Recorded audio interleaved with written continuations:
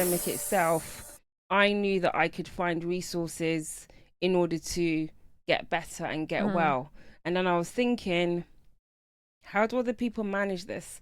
Because many of the patients that come into our service, they've waited years. They've banged on many doors to try and get to see a sleep physician. And I know there's so much undiagnosed sleep disorders in the population. So I was like, okay, I know what to do. I know where to get help. But what about others? Look, welcome to the Power Shift. We are live in person today in the studio.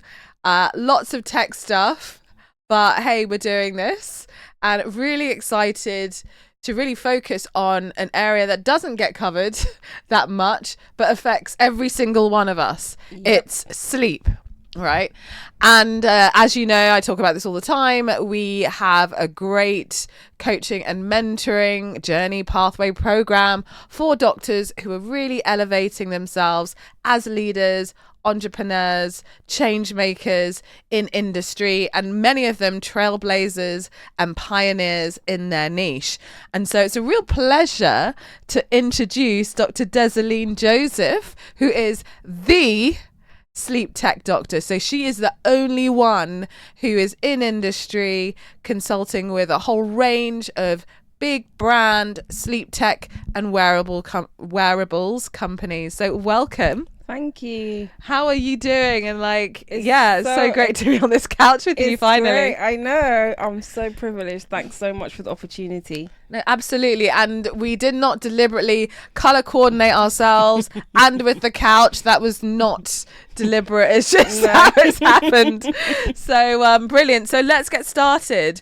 So let's just talk about sleep. Number one, because not many doctors realize that sleep medicine is a thing, because there's only 5 of you in the country. Is that correct? Yeah, that's correct. So literally 4 of us work at my hospital in my trust and 1 further south, and I travel 100-mile commute to get to my workplace. Wow. Okay. In order to practice. Okay. And so you are a paediatrician. Yeah. How the hell did you get into sleep?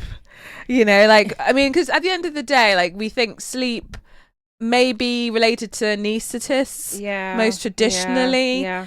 Or respiratory medicine. Yeah. So So how did you end up in that space? So there are quite a few of us who actually ended up in this space by accident and not on purpose. Right. So when I was at medical school, where I studied, they let anyone who was walking and talking and had gotten into the program, you could do an intercalated BSc.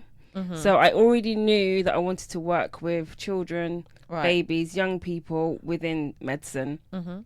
So I was choosing my project, and there was a project that was going to look at babies and how they learn to sleep in their homes. So it was the baby bit that got me. It wasn't, and it was on a housing estate, it's one of the poorest housing estates in the country. Wow. And I got to work with some families who were really struggling, who were in witness protection because they'd viewed a murder, or who were constantly being burgled by their own relatives. It was real rough. But at that time, I was learning how our body assembles the body clock. So cool. And how babies learn to sleep through the night. So I did that, and then I kind of forgot about it. I had fun. I got on with my studies, graduated from medical school, got my paediatric qualifications. And my supervisor kept following me around. He's from Guyana, he's from the Caribbean as well. He was like, I want you to come back and do a doctorate with me. I was like, okay, calm down, calm. But eventually I said, okay, I went back, and then I studied in more detail how do we learn how to sleep, but this time looking at the genetics of it. And at medical school, I was like, genetics, blah. But in my dissertation, I was able to really get down to the nub of it. So after that, I trained in neurodisability medicine, went to a conference, heard this guy speaking, and he said he's a sleep doctor. And I was like, you're what? Like, who are you and what do you do? And then I basically started following him around. And I used to come on my days off from where I live down into London, sat in the lab, learned how to score sleep studies, followed physiologists around, and then trained myself. So I dual trained myself that I could become a sleep physician. I mean, I think that's incredible because, I mean, similar to me, where, I mean, like, obviously there's a lot more occupational health physicians now, I should say, because I've been talking about it for the last 10, 11 years. But I think it's really interesting that, you know, you had that early exposure, didn't think much about it, but then ended up like really like carving out your own career in sleep, but you didn't stop there. Nope. Right? So as you know, as you said, like there's about five of you in the country. Yes. And well, four of the five actually work together. Yeah. But you are the only one who is really building a powerful, influential career in industry. So obviously there's a lot of sleep tech in industry, but not many physicians working in that space necessarily. Sure. So how did you even come to the idea that actually you can influence, you can work with these companies and actually do something really meaningful at scale? What really motivated you to do that? So part of it, there's a professional part and then there's a personal part. So from a professional point of view, I had the privilege of leading our team when we came out of the pandemic. Long waiting lists, a lot of stress. Many teams were nearly decimated because of people leaving, people were moving, there was brain drain. And so for about a 3-year period, I was working in a high leadership role under a lot of stress, and able to work on solutions to see there's a third way for something to be done and to move beyond just the patient straight in front of me, but looking at scale about how we're delivering a tertiary quaternary service. As again, our service is one of only 4 in the UK that work at the level that we do.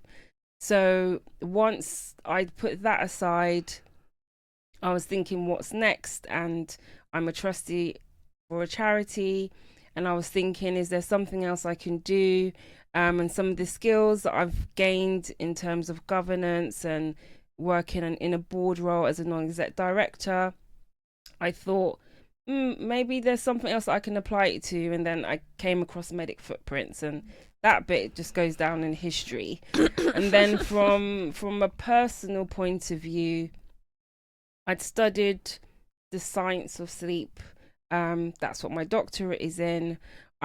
I was then working at a very high level in a clinical setting where we're offering sleep solutions clinically for children and young people around the whole of the United Kingdom. But then again, I'm going to go back to the pandemic, because there's like before the pandemic and after. So during the pandemic itself, my twin sister, her 14-year-old daughter, died suddenly and unexpectedly. And so I got insomnia. So I was like, whoa, what's going on? So the first thing was I knew what was going on, because there are like 70 different sleep disorders, and most of us as medics don't know that fact. And so if someone presents to us with a sleep problem, a lot of the time we don't have a foggy clue. We throw some medicine, here's some melatonin, here's a Z drug, and we think it's going to sort it. But so during the pandemic itself, I knew that I could find resources in order to get better and get well. And then I was thinking, how do other people manage this? Because many of the patients that come into our service, they've waited years, they've banged on many doors to try and get to see a sleep physician. And I know there's so much undiagnosed sleep disorders in the population. So I was like, okay, I know what to do. I know where to get help, but what about others? And then wearables, AI, especially in the past 12 months, have just been like growing in their popularity. And before, I was very skeptical. I was like many physicians and sleep physiologists who were like, that hypnogram thing that you're drawing, that's a load of, no, we're not into that. But then I started to think, is there a way actually to harness what a member of the public most can get their hands on that's related to sleep, but then translate it into something that is real, actionable, that's going to make a difference? So that's when I started my journey. Brilliant. So, I mean, I have to say, like, it's, you know, just hearing about, you know, how this journey started with a tragic loss in your family, and then something happened to you as a result. And you know, a lot of these stories do really start from those personal, really difficult and challenging moments that get you to really rethink your life, what you're doing, and also like how can you help more people at scale, because obviously we are limited as doctors doing it on a one-to-one basis, and how many can actually get fit into a clinic in a day kind of thing. And there are huge opportunities there, like the market is open for play. Absolutely. But there aren't any real solid pathways for doctors who do have that interest to actually go and get it. So, I mean, you mentioned that Medic Footprints goes down in history. It does. So, tell me, like, what does that mean for you? Like, what does that actually look like? Like, what? And I mean, we're talking about, you know, how you. I mean, obviously, you know, doctors that come on our program, they have to have a certain mindset to actually really move forward in their career. One, they need to be able to see the potential and the opportunity. Two, they need to actually have a growth and action-oriented mindset. And three, they actually have to believe that they can do it. So what actually brought you into the conversation we had on Christmas Eve last year, and what has changed before and after for you to be where you are now?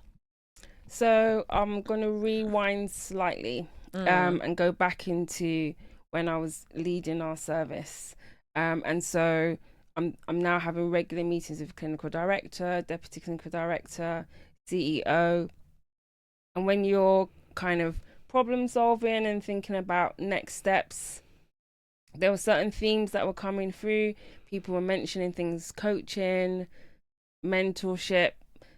These terms get thrown around a lot, but I think when your back is to the wall and you're having to make very high level decisions, you can see the only way my leaders ahead of me are able to do this is because they are getting coached and they are in communities and they are getting very high level mentorship.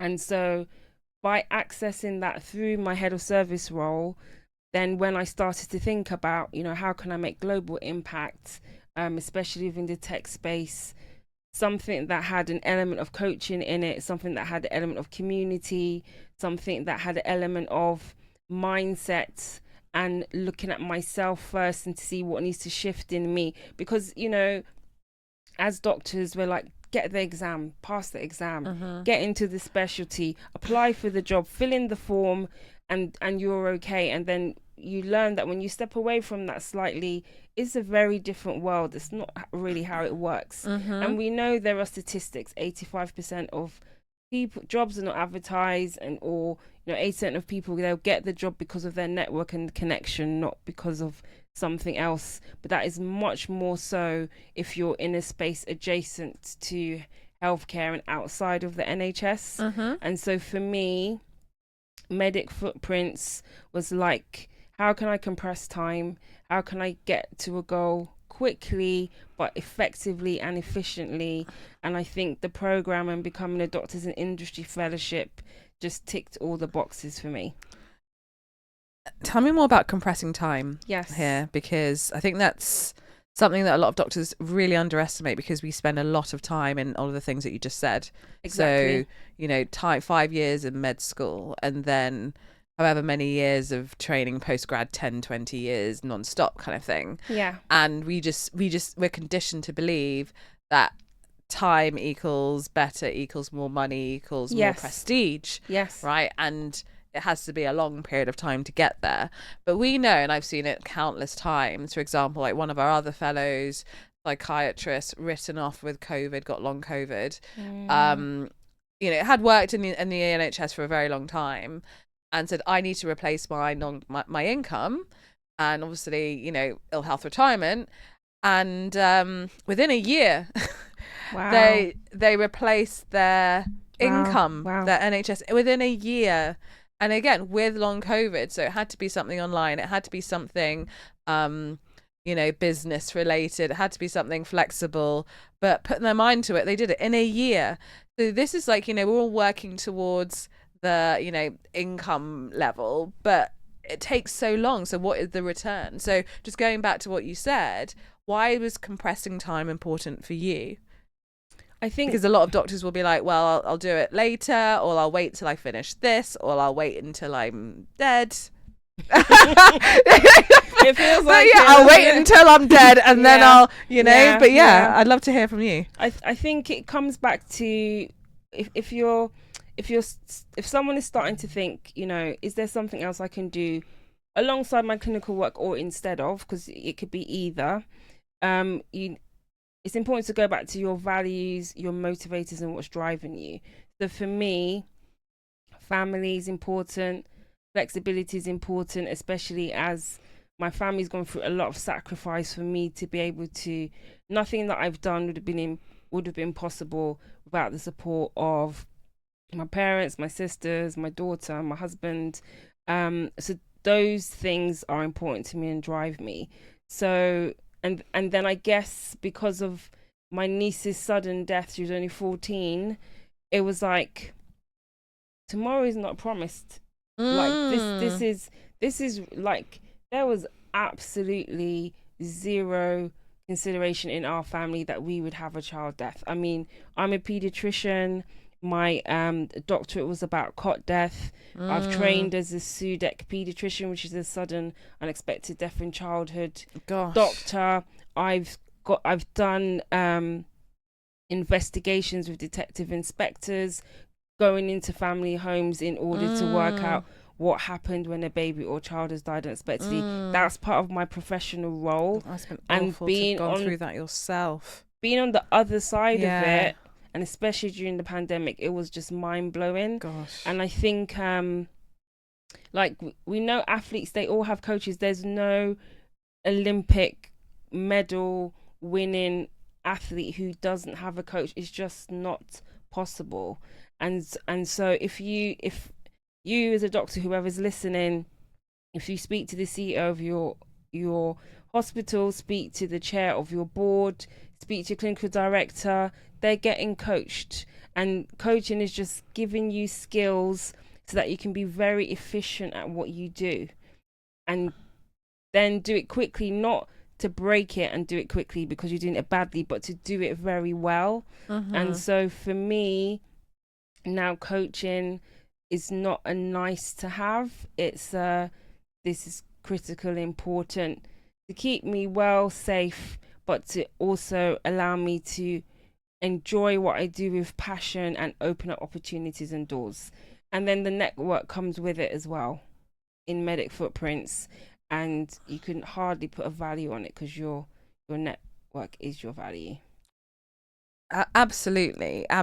And I'm just going to move along because there was so much gold in there, and it's like, where can I actually because there's so much of that I want to freeze and then like really dig deeper in, but just for the purposes of, because I want to hear more about your experience, but let's actually start with the network element. So, and before coming on to the doctor industry, what was your network like in order to actually get into open doors in industry compared to how did the program help you actually open those doors? Because, I mean, Desaline is incredible in the sense that within 6 weeks, she'd already closed her first health tech contract. 6 weeks, right? Incredible. And she was speaking to companies across the world, like really big brand globally. You would know if I said, but we're not going to say, but really big companies across the pond and in like record time. So what changed really for you? Like, I'd love to hear a little bit more.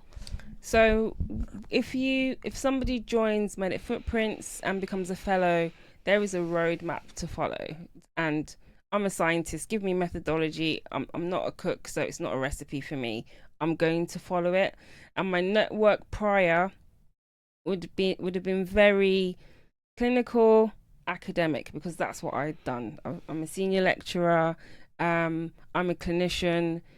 And some people may be doing things in the background and not talking about it much, so you just don't know what they're doing. And I would say that joining the fellowship was like unlocking a treasure trove. So first of all, you have the other fellows who are on the journey with you, and they know people. And then you have former fellows who are now in leading roles in industry, so they immediately become a part of your network. And then yourself as CEO and founder, you personally are very connected, and you're very generous with your spirit, with how you share with us as those working on your program, so we automatically get connected to your network again. And then you frame it very skillfully. Look in your phone book, look in your address book, and just think, is there anyone that I know who may know somebody else? Let me just ask the question. And that's one of the very first exercises we do in the fellowship. And suddenly all these gems spring out of nowhere, and you're like, wow, and you just follow where the leads go. And then community is just like crucial. So if someone's studying medicine, it's very unlikely you're going to be sat in a room remotely just online med school. Like, it doesn't work like that. You need to have your experience of going through and learning things, but then you've got your mates, you've got whoever to connect. That's how we survived our junior doctor. Absolutely. jobs. It was the other doctors that we work with. Exactly. And I think we underestimate that as well, isn't 100%. it? Because they have gradually taken away the spaces that we used to convene, like the doctor's message and all of that stuff. Yes. And then, we're increasingly isolated, especially in like more of an online driven world. Sure. And people moving around hospitals very frequently. Yes. And that's how it happens. So it's, as you said, like bringing in that community is a really important part of that, because it brings that right back. So we do things online as fellows, we do things face to face, and then we just get to learn, where are people, what are the key conferences, how do I use those opportunities and leverage them. I think leveraging is really important, because you can go to a conference, you can sit in the back, you can eat your sandwich, you can be doing your clinical work while you're half listening to the lecture, or you can go to the conference and say, I'm going to get the phone number of blah blah blah whoever, or I'm going to make sure I have a really meaningful conversation with XYZ. Let's talk about leverage really quickly. What is it? What is leverage? So the picture, if I put it into ChatGPT and said create me an image, it would have something which you can use to position on a fulcrum, and then you use it to pivot, so something which is exceptionally heavy then becomes light, so you're able to get that weight up. And for me, leveraging within industry is about positioning yourself, having a mindset first, being clear, having clarity about what you do and what you want to offer, and then talking about it a lot. Yeah. And then moving in certain circles where you're able to say, I add value this way, that way. That's why I think. Yeah. And like my simpler way, I'm a simple person, really. My simpler way of seeing leverage is you have something, right? Yes. So for example, I've got a phone, right? I've got a phone right here in my hand, and that's all I have. Right. And as you mentioned, one of the first things we recommend every doctor does is like, don't worry about going on LinkedIn and posting. Yeah. Go and check how many people you've got on your WhatsApp that you've spoken to in the last, say, like few days, and message them and say, this is what I'm doing. Who do you know? Right. That is leverage, because it's like what you already have. Yeah. How can you use that to get to your next point? Another way of leveraging is, for example, you are here sat on this couch sharing your experience, and in doing so amplifying your message and being able to connect with others using our audience, using our credibility, do you know what I mean? It's like, some people are like, I don't want to use anyone, but like that's how you get along. that is life. And we talk about leveraging our credentials, for example. medicine, with a medical degree, if you get a medical degree and you do nothing with it, nothing's going to happen, right? You have to actually apply for jobs, then start working. Then, that's leverage. And that's why we say, for example, with an MBA, a lot of doctors will go and do that. But it's a very expensive way to get into industry if that's the reason why you're doing it. Yeah. And so we look at like, what is the return on investment? Because not only that you're spending a lot longer in another qualification, but also the price. And it's like, well, just be very clear what your return on investment is. Do you need 2-3 years in an MBA to then get a job, or could you get a job in the next 90 days and be earning quicker, right? Because you can, and a lot of doctors think they can't. And so this is what we call leverage. It's like, how can you get to the next point in your journey quickly using what you have now, rather than having to getting the next thing first. So just to round off, your experience speaking to global tech leaders, yes, right? Getting in the doors, knocking on the doors, being really persistent. What advice and insights would you give doctors who are like, I can't possibly do that. She's doing it, but that's really not me. I can't imagine myself being in that point right now. Or anything that you think, people completely underestimate or overestimate, who they are and how they influence. I think so. I'm just chuckling, laughing to myself, because it's something. I'm going to bring it back to something that you say. What you tell us as fellows is, you are a doctor. You can do it. Like, you don't need to be or do anything extra or additional. And I think people are fascinated about our clinical work and what we do, but they also see the value in having us in the room, in those spaces when decisions are being made about product development, or how is this digital solution, for example, AI, going to be used in a clinical pathway. It can cost the company hundreds of thousands of dollars or pounds by not having a clinician involved early enough. And I'm hearing this time and time again, either where things have gone wrong, unfortunately, in terms of a patient pathway, but even in the wellness space as well, more things, especially with wearables, are moving from wellness into healthcare. And so you wouldn't fly a plane without a pilot. And so if somebody needs to be well, because wellness is about preventative medicine, right? Yeah. And then if you're looking at healthcare itself, you need a doctor in the room. So what I would say is, you can learn how to upskill. And when I say upskill, I don't mean get loads more degrees or whatever it is. You can upskill by knowing who you are, what you want to do, being clear on your values, and then just using that as a catalyst to just skyrocket you through to what your goal is. And we get wins every week from our fellows, just smashing it, just doing things that prior to coming to the fellowship they wouldn't have even dreamed of being able to do it, and it's happening. And it's great. It's just so exciting. There's such a buzz. There is.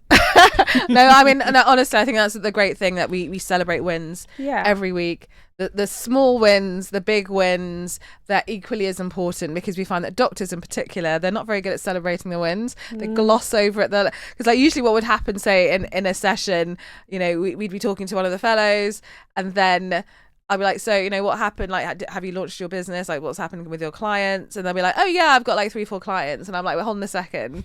You did not mention that. And they're like, the question that you asked was about partnerships with all the, it's just kind of a last minute, under the radar, not really important. Yeah. Oh my God, this is a big win for you, right? They're like, yeah, but didn't want to, the whole humble, there's just no space for that in industry. There is no space for that anymore. Right? It's really about taking the moment and celebrating what you've achieved, because this road is hard enough, right? The road in life is generally hard. So it really is that mindset shift. So I want to say thank you so much for joining us on this couch. I'm sure we will see more of Desaline. I mean, she's literally been stalking me here at her house. I have to say, so I'm going to be here 3 days a week now. Great, Desaline, great. Her daughter's been here as well. You know, bring the family. But I this is what I love, though. This is what I love, and like what really warms my heart is to connect you with my network and see you building your own network, because it grows our ecosystem. Absolutely, that's the key. So thank you. And if anyone wants to reach out to you, what's the best way of doing that? So if you just look me up on LinkedIn, Desaline Joseph. I'm the sleep health tech doctor. It's been my pleasure.